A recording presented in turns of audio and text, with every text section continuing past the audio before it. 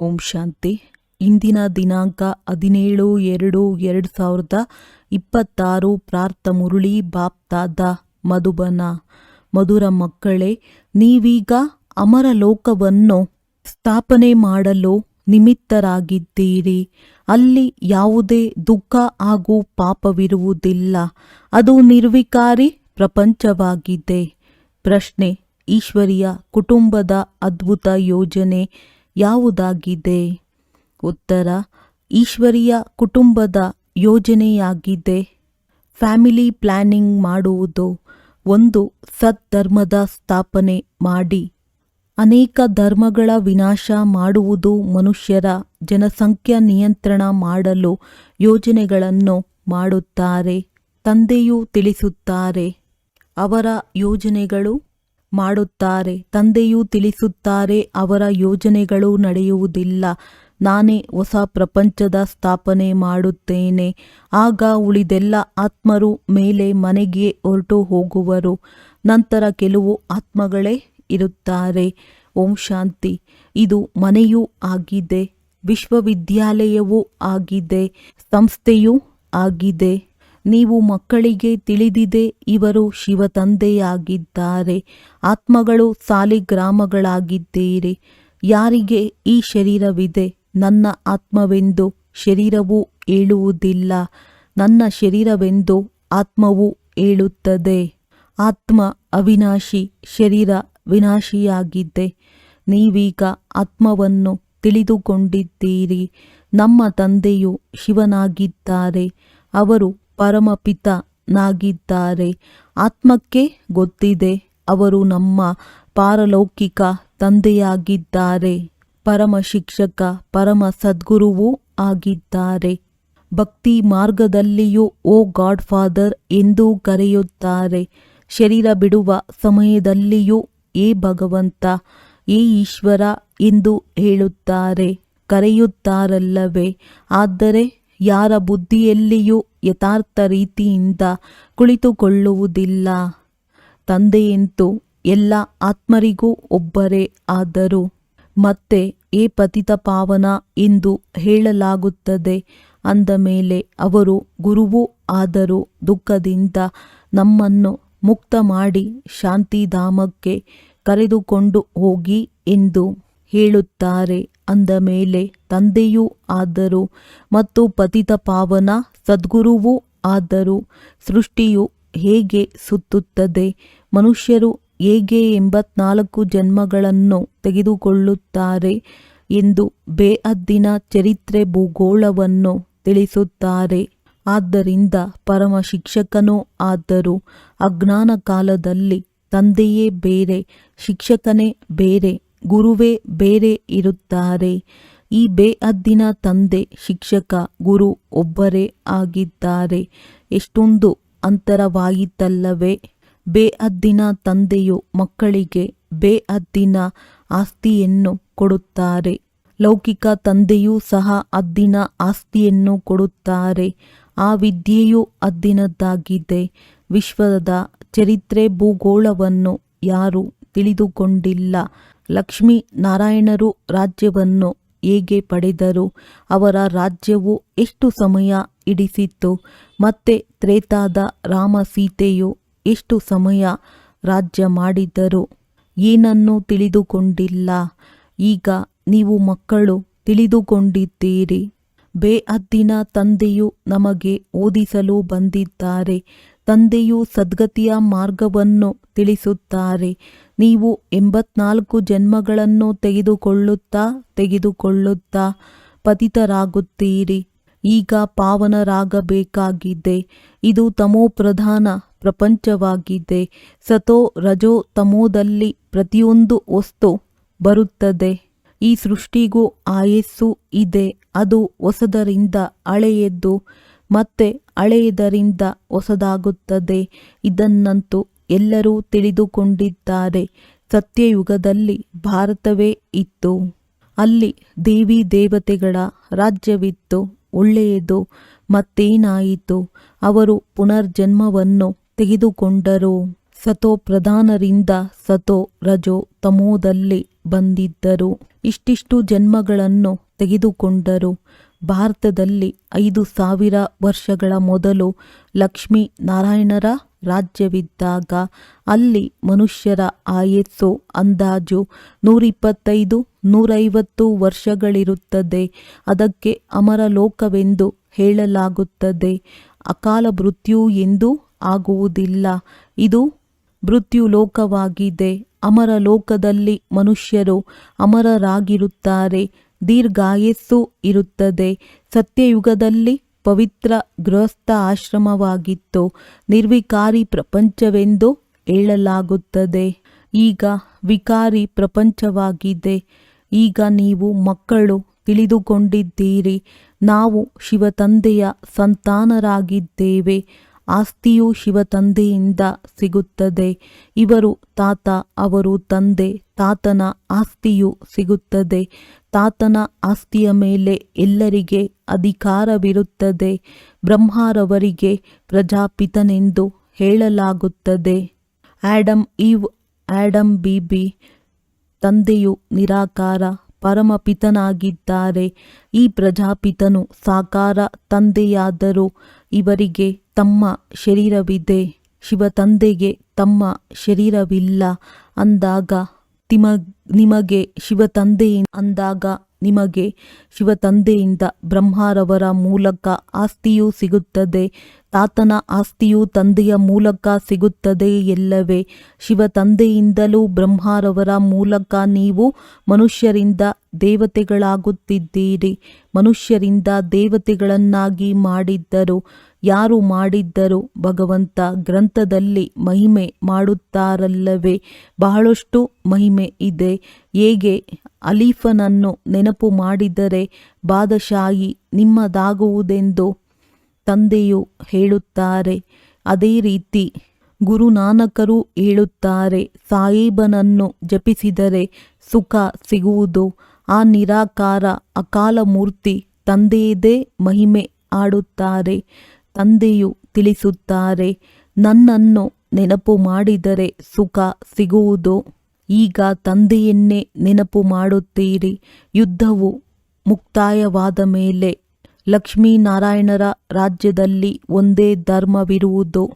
ಇವು ತಿಳಿದುಕೊಳ್ಳುವ ಮಾತುಗಳಾಗಿವೆ. ಭಗವಾನುವಾಚ ಪತಿತ ಪಾವನ ಜ್ಞಾನಸಾಗರ ಎಂದು ಭಗವಂತನಿಗೆ ಹೇಳಲಾಗುತ್ತದೆ. ಅವರೇ ದುಃಖಹರ್ತ ಸುಖಕರ್ತನಾಗಿದ್ದಾರೆ. ಯಾವಾಗ ನಾವು ತಂದೆಯ ಮಕ್ಕಳಾಗುತ್ತೇವೆ ಅಂದ ಮೇಲೆ ನಾವು ಸುಖದಲ್ಲಿರಬೇಕು. ಭಾರತವಾಸಿಗಳು ಸತ್ಯಯುಗದಲ್ಲಿದ್ದೀರಿ. ಉಳಿದೆಲ್ಲ ಆತ್ಮರು ಶಾಂತಿಧಾಮದಲ್ಲಿದ್ದರು. ಈಗ ಎಲ್ಲ ಆತ್ಮರು ಮೇಲಿನಿಂದ ಇಲ್ಲಿ ಬರುತ್ತಿದ್ದಾರೆ. ಮತ್ತೆ ನಾವು ಹೋಗಿ ದೇವಿ ದೇವತೆಗಳಾಗುತ್ತೇವೆ. ಸ್ವರ್ಗದಲ್ಲಿ ಪಾತ್ರವನ್ನಭಿನಯಿಸುತ್ತೇವೆ. ಈ ಹಳೆಯ ಪ್ರಪಂಚವು ದುಃಖಧಾಮವಾಗಿದೆ. ಹೊಸ ಪ್ರಪಂಚವು ಸುಖಧಾಮವಾಗಿದೆ. ಮನೆಯು ಹಳೆಯದಾದರೆ ಅದರಲ್ಲಿ ಇಲಿ, ಹಾವು ಇತ್ಯಾದಿಗಳು ಬರುತ್ತವೆ. ಈ ಪ್ರಪಂಚವು ಅದೇ ರೀತಿ ಇದೆ. ಈ ಕಲ್ಪದ ಆಯಸ್ಸು 5,000 ವರ್ಷಗಳಾಗಿವೆ. ಈಗ ಅಂತ್ಯವಾಗಿದೆ. ಗಾಂಧೀಜಿಯೂ ಸಹ ಹೊಸ ಪ್ರಪಂಚ, ಹೊಸ ದೆಹಲಿಯಾಗಲಿ, ರಾಮರಾಜ್ಯವಾಗಲಿ ಎಂದು ಬಯಸುತ್ತಿದ್ದರು. ಆದರೆ ಇದಂತೂ ತಂದೆಯದೇ ಕರ್ತವ್ಯವಾಗಿದೆ. ದೇವತೆಗಳ ರಾಜ್ಯಕ್ಕೆ ರಾಮರಾಜ್ಯವೆಂದು ಹೇಳುತ್ತಾರೆ. ಹೊಸ ಪ್ರಪಂಚದಲ್ಲಿ ಖಂಡಿತವಾಗಿ ಲಕ್ಷ್ಮೀ ನಾರಾಯಣರ ರಾಜ್ಯವಿರುವುದು. ಮೊದಲು ರಾಧೆ ಕೃಷ್ಣರಿಬ್ಬರು ಬೇರೆ ಬೇರೆ ರಾಜಧಾನಿಯವರಾಗಿರುತ್ತಾರೆ. ಮತ್ತೆ ಅವರ ವಿವಾಹವಾದ ಮೇಲೆ ಲಕ್ಷ್ಮೀ ನಾರಾಯಣರಾಗುತ್ತಾರೆ. ಅಂದಾಗ ಅವಶ್ಯವಾಗಿ ಈ ಸಮಯದಲ್ಲಿಯೇ ಅಂತಹ ಕರ್ಮವನ್ನು ಮಾಡುತ್ತಾರೆ. ತಂದೆಯು ನಿಮಗೆ ಕರ್ಮ, ಅಕರ್ಮ, ವಿಕರ್ಮದ ಗತಿಯನ್ನು ತಿಳಿಸುತ್ತಾರೆ. ರಾವಣ ರಾಜ್ಯದಲ್ಲಿ ಮನುಷ್ಯರು ಯಾವುದೇ ಕರ್ಮ ಮಾಡಿದರೂ ಆ ಕರ್ಮವು ವಿಕರ್ಮವಾಗಿ ಬಿಡುತ್ತದೆ. ಸತ್ಯಯುಗದಲ್ಲಿ ಕರ್ಮವು ಅಕರ್ಮವಾಗುತ್ತದೆ. ಗೀತೆಯಲ್ಲಿಯೂ ಇದೆ, ಆದರೆ ಹೆಸರನ್ನು ಬದಲಾಯಿಸಿದ್ದಾರೆ. ಇದು ತಪ್ಪಾಗಿದೆ. ಸತ್ಯಯುಗದಲ್ಲಿ ಕೃಷ್ಣ ಜಯಂತಿಯಾಗುತ್ತದೆ. ಶಿವನು ನಿರಾಕಾರ ಪರಮಪಿತನಾಗಿದ್ದಾರೆ. ಕೃಷ್ಣನು ಸಾಕಾರ ಮನುಷ್ಯನಾಗಿದ್ದಾರೆ. ಮೊದಲು ಶಿವ ಜಯಂತಿಯಾಗುತ್ತದೆ, ನಂತರ ಕೃಷ್ಣ ಜಯಂತಿಯನ್ನು ಭಾರತದಲ್ಲಿಯೇ ಆಚರಿಸುತ್ತಾರೆ. ಶಿವರಾತ್ರಿ ಎಂದು ಹೇಳುತ್ತಾರೆ. ತಂದೆಯು ಬಂದು ಭಾರತಕ್ಕೆ ಸ್ವರ್ಗದ ರಾಜ್ಯವನ್ನು ಕೊಡುತ್ತಾರೆ. ಶಿವ ಜಯಂತಿಯ ನಂತರ ಕೃಷ್ಣ ಜಯಂತಿಯಾಗುವುದು.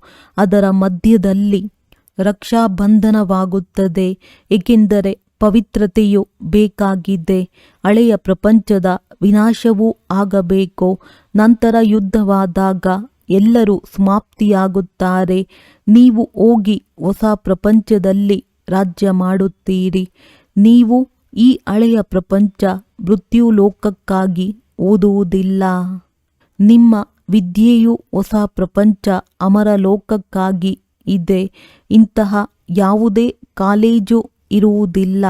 ಈಗ ತಂದೆಯು ತಿಳಿಸುತ್ತಾರೆ, ಮೃತ್ಯುಲೋಕದ ಅಂತ್ಯವಾಗಿದೆ. ಆದ್ದರಿಂದ ಬೇಗನೆ ಓದಿ ಬುದ್ಧಿವಂತರಾಗಬೇಕಾಗಿದೆ.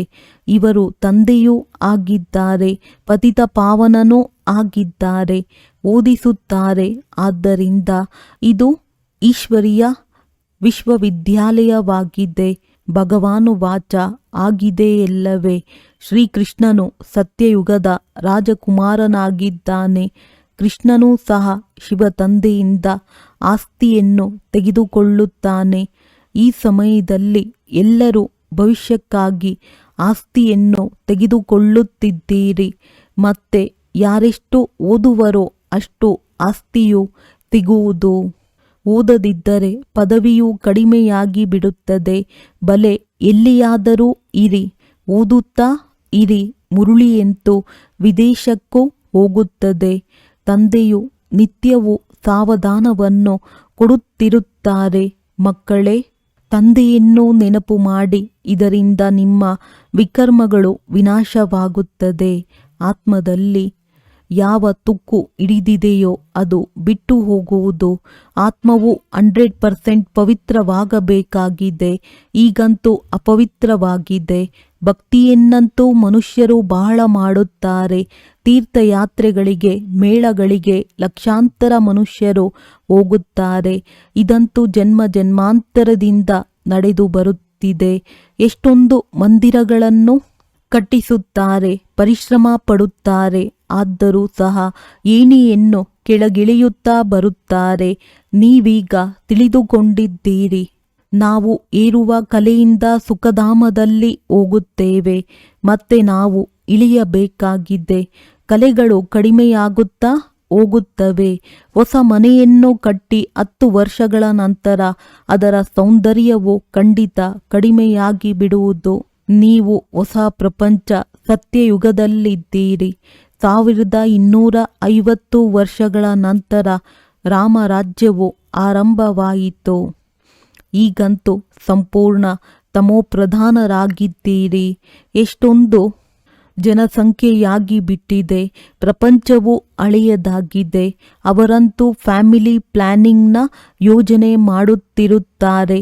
ಎಷ್ಟೊಂದು ತಬ್ಬಿಬ್ಬಾಗುತ್ತಿರುತ್ತಾರೆ.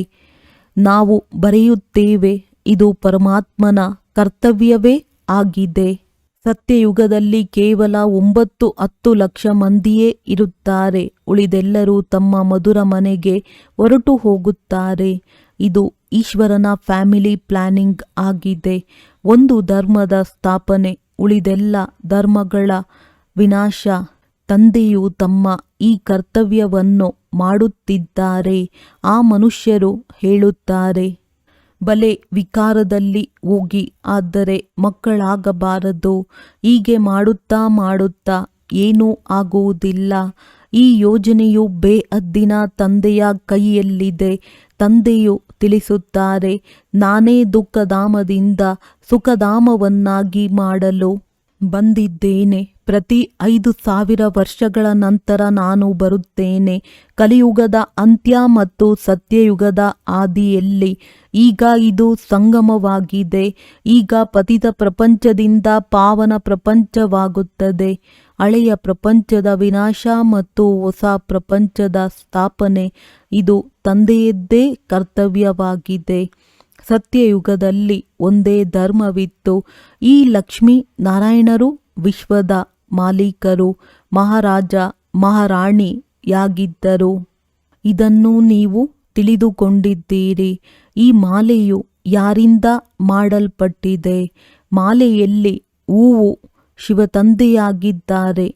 ನಂತರ ಜೋಡಿ ಮಣಿಗಳು ಬ್ರಹ್ಮ ಸರಸ್ವತಿಯಾಗಿದ್ದಾರೆ. ಅವರದ್ದೇ ಈ ಮಾಲೆಯಾಗಿದೆ. ಅವರು ವಿಶ್ವವನ್ನು ನರಕದಿಂದ ಸ್ವರ್ಗ, ಪತಿತರಿಂದ ಪಾವನ ಮಾಡುತ್ತಾರೆ.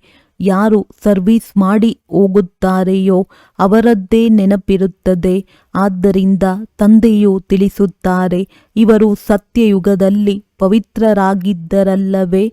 ಪ್ರವೃತ್ತಿ ಮಾರ್ಗವು ಪವಿತ್ರವಾಗಿತ್ತು. ಈಗಂತೂ ಪತಿತರಾಗಿದ್ದಾರೆ. ಪತಿತ ಪಾವನ, ಬನ್ನಿ, ಬಂದು ನಮ್ಮನ್ನು ಪಾವನ ಮಾಡಿ ಎಂದು ಕರೆಯುತ್ತಾರೆ. ಸತ್ಯಯುಗದಲ್ಲಿ ಈ ರೀತಿ ಕರೆಯುವುದಿಲ್ಲ. ಸುಖದಲ್ಲಿ ಯಾರೂ ತಂದೆಯ ಸ್ಮರಣೆ ಮಾಡುವುದಿಲ್ಲ. ದುಃಖದಲ್ಲಿ ಎಲ್ಲರೂ ಸ್ಮರಣೆ ಮಾಡುತ್ತಾರೆ.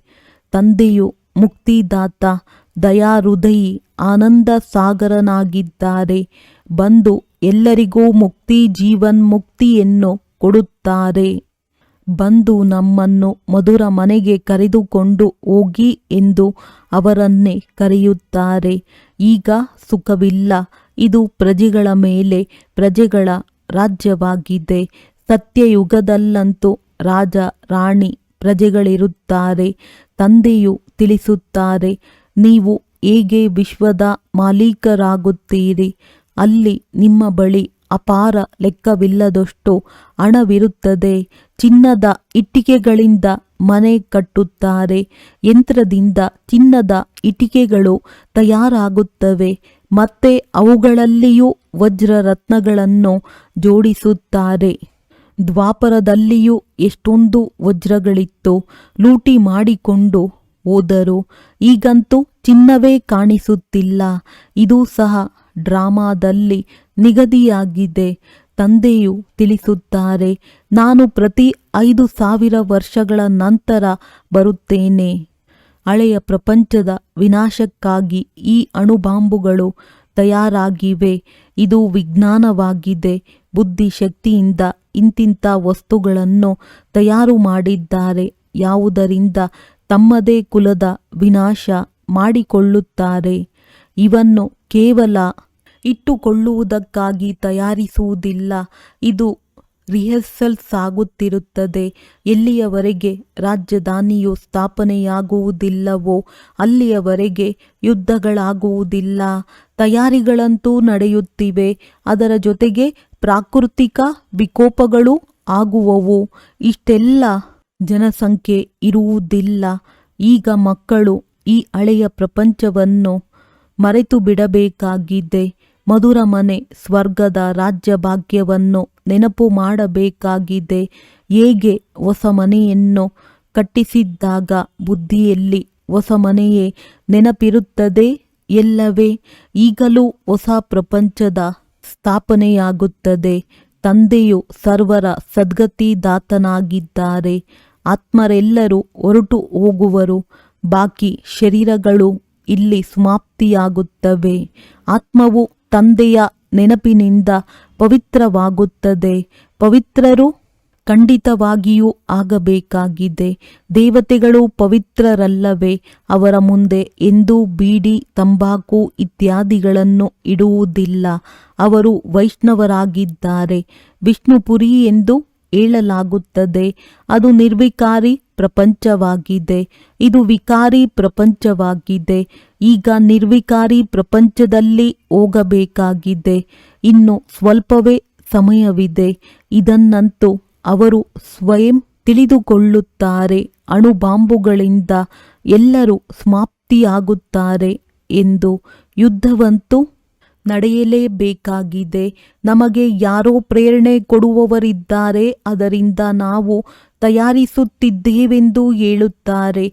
ನಮ್ಮದೇ ಕುಲದ ವಿನಾಶವಾಗುತ್ತಿದೆ ಎಂಬುದೂ ಸಹ ತಿಳಿದಿದೆ.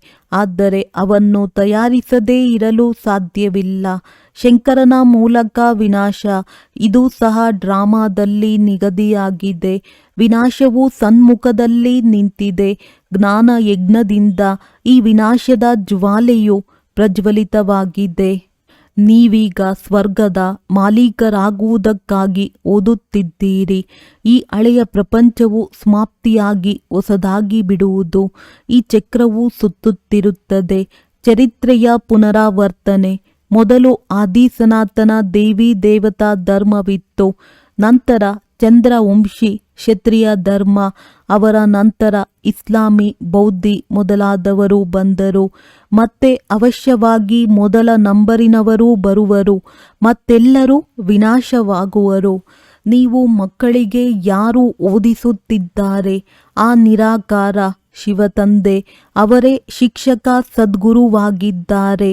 ಬರುತ್ತಿದ್ದಂತೆಯೇ ವಿದ್ಯೆಯನ್ನಾರಂಭಿಸುತ್ತಾರೆ. ಆದ್ದರಿಂದ ಶಿವಜಯಂತಿಯೇ ಗೀತಾ ಜಯಂತಿ ಎಂದು ಬರೆಯಲ್ಪಟ್ಟಿದೆ. ಗೀತಾ ಜಯಂತಿಯೇ ಶ್ರೀಕೃಷ್ಣ ಜಯಂತಿಯಾಗಿದೆ. ಶಿವತಂದೆಯು ಸತ್ಯಯುಗದ ಸ್ಥಾಪನೆ ಮಾಡುತ್ತಾರೆ. ಸತ್ಯಯುಗಕ್ಕೆ ಕೃಷ್ಣಪುರಿ ಎಂದು ಹೇಳಲಾಗುತ್ತದೆ. ಈಗ ನಿಮಗೆ ಓದಿಸುವವರು ಯಾವುದೇ ಸಾಧು ಸಂತ ಮನುಷ್ಯರಲ್ಲ. ಇವರು ದುಃಖಹರ್ತ, ಸುಖಕರ್ತ, ಬೇಅದ್ದಿನ ತಂದೆಯಾಗಿದ್ದಾರೆ. 21 ಜನ್ಮಗಳಿಗಾಗಿ ನಿಮಗೆ ಆಸ್ತಿಯನ್ನು ಕೊಡುತ್ತಾರೆ. ವಿನಾಶವಂತೂ ಆಗಿಯೇ ಆಗುವುದು. ಈ ಸಮಯಕ್ಕಾಗಿಯೇ ಹೇಳಲಾಗುತ್ತದೆ. ಕೆಲವರದ್ದು ಮಣ್ಣು ಪಾಲಾಯಿತು, ಕೆಲವರದ್ದು ರಾಜನು ತಿಂದನು. ಕಳ್ಳತನವೂ ಬಹಳ ಆಗುವುದು, ಬೆಂಕಿಯೂ ಬೀಳುವುದು. ಈ ಯಜ್ಞದಲ್ಲಿ ಎಲ್ಲವೂ ಸ್ವಾಹ ಆಗುವುದು. ಈಗಿನ್ನೂ ಸ್ವಲ್ಪ ಸ್ವಲ್ಪ ಬೆಂಕಿ ಬೀಳುತ್ತದೆ, ಮತ್ತೆ ತಣ್ಣಗಾಗುತ್ತದೆ. ಇನ್ನು ಸ್ವಲ್ಪ ಸಮಯವಿದೆ. ಎಲ್ಲರೂ ಪರಸ್ಪರ ಹೊಡೆದಾಡುತ್ತಾರೆ. ಆಗ ಬಿಡಿಸುವವರು ಯಾರೂ ಇರುವುದಿಲ್ಲ. ರಕ್ತದ ನದಿಗಳು ಹರಿದ ನಂತರ ಹಾಲಿನ ನದಿಗಳು ಹರಿಯುವವು. ಇದಕ್ಕೆ ನಿರಪರಾಧಿಗಳ ಕೊಲೆ ಅರ್ಥಾತ್ ರಕ್ತ ಕ್ರಾಂತಿ ಎಂದು ಹೇಳಲಾಗುತ್ತದೆ. ಮಕ್ಕಳು ಸಾಕ್ಷಾತ್ಕಾರ ಮಾಡಿದ್ದೀರಿ, ಮತ್ತೆ ಈ ಕಣ್ಣುಗಳಿಂದಲೂ ನೋಡುತ್ತೀರಿ. ವಿನಾಶಕ್ಕೆ ಮೊದಲು ತಂದೆಯನ್ನು ನೆನಪು ಮಾಡಬೇಕಾಗಿದೆ. ಇದರಿಂದ ಆತ್ಮವು ತಮೋಪ್ರಧಾನದಿಂದ ಸತೋಪ್ರಧಾನವಾಗಿ ಬಿಡಲಿ. ತಂದೆಯು ಹೊಸ ಪ್ರಪಂಚವನ್ನು ಸ್ಥಾಪನೆ ಮಾಡಲು ನಿಮ್ಮನ್ನು ತಯಾರು ಮಾಡುತ್ತಿದ್ದಾರೆ. ರಾಜಧಾನಿಯು ಪೂರ್ಣ ಸ್ಥಾಪನೆಯಾಗಿ ಬಿಡುವುದು, ನಂತರ ವಿನಾಶವಾಗುವುದು. ಒಳ್ಳೆಯದು. ಮಧುರಾತಿ ಮಧುರ. ಅಗಲಿ ಹೋಗಿ ಮರಳಿ ಸಿಕ್ಕಿರುವ ಮಕ್ಕಳ ಪ್ರತಿ ಮಾತ್ಪಿತಾ ಬಾಪ್ ದಾದಾರವರ ನೆನಪು, ಪ್ರೀತಿ ಹಾಗೂ ಸುಪ್ರಭಾತ. ಆತ್ಮಿಕ ಮಕ್ಕಳಿಗೆ ಆತ್ಮಿಕ ತಂದೆಯ ನಮಸ್ತೆ. ಧಾರಣೆಗಾಗಿ ಮುಖ್ಯ ಸಾರ. ವಿಷ್ಣುಪುರಿಯಲ್ಲಿ ಹೋಗಲು ಸ್ವಯಂವನ್ನು ಅರ್ಹನನ್ನಾಗಿ ಮಾಡಿಕೊಳ್ಳಬೇಕಾಗಿದೆ.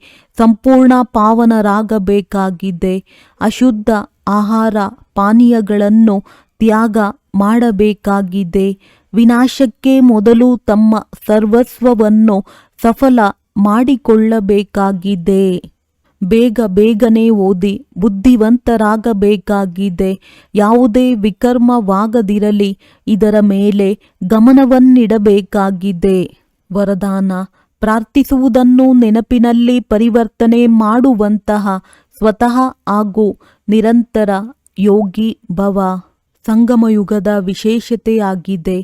ಈಗೀಗ ಪುರುಷಾರ್ಥಿ, ಈಗೀಗ ಪ್ರತ್ಯಕ್ಷ ಫಲ, ಈಗ ಸ್ಮೃತಿ ಸ್ವರೂಪ, ಈಗ ಪ್ರಾಪ್ತಿಯ ಅನುಭವವಾಗುವುದು. ಭವಿಷ್ಯದ ಗ್ಯಾರಂಟಿಯಂತೂ ಇದ್ದೇ ಇದೆ. ಆದರೆ ಭವಿಷ್ಯಕ್ಕಿಂತಲೂ ಶ್ರೇಷ್ಠವಾದ ಭಾಗ್ಯ ವರ್ತಮಾನದ್ದಾಗಿದೆ. ಈಗ ಭಾಗ್ಯದ ನಶೆಯಲ್ಲಿ ಇರುತ್ತೀರೆಂದರೆ ಸ್ವತಃವಾಗಿಯೇ ನೆನಪಿರುವುದು. ಎಲ್ಲಿ ನೆನಪಿದೆಯೋ ಅಲ್ಲಿ ಏನೂ ಮಾಡಲಿ, ಹೇಗೆ ಮಾಡಲಿ ಇದಾಗುವುದಿಲ್ಲ. ಸ್ವಲ್ಪ ಸಹಯೋಗ ಕೊಡಿ. ಈ ರೀತಿ ಪ್ರಾರ್ಥಿಸುವುದು ಇರುವುದಿಲ್ಲ. ಹಾಗಾದರೆ ಪ್ರಾರ್ಥನೆ ಮಾಡುವುದನ್ನು ಬಿಟ್ಟು ಸ್ವತಃ ಯೋಗಿ, ನಿರಂತರ ಯೋಗಿ ಆಗಿರಿ.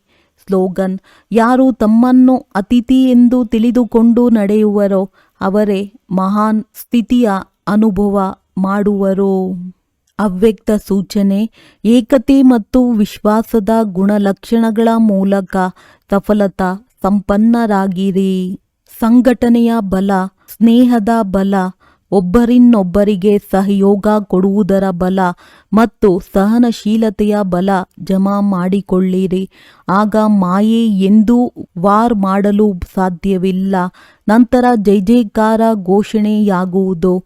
ಯಾವಾಗ ಇಷ್ಟೆಲ್ಲ ಅನೇಕತೆ ಇದ್ದರೂ ಒಂದಾಗಿ ಕಾಣಿಸುವುದೋ, ಒಬ್ಬರ ಲಗನ್ನಿನಲ್ಲಿ ಮಗ್ನ ಏಕರಸದಲ್ಲಿ ಸ್ಥಿತರಾಗುವಿರೋ, ಆಗ ಪ್ರತ್ಯಕ್ಷತೆಯ ಲಕ್ಷಣ ಕಾಣಿಸುವುದು. ನಿಮ್ಮೆಲ್ಲರ ಪ್ರತಿಜ್ಞೆಯೇ ಪ್ರತ್ಯಕ್ಷತೆಯನ್ನು ಸಮೀಪ ತರುವುದು. ಒಳ್ಳೆಯದು.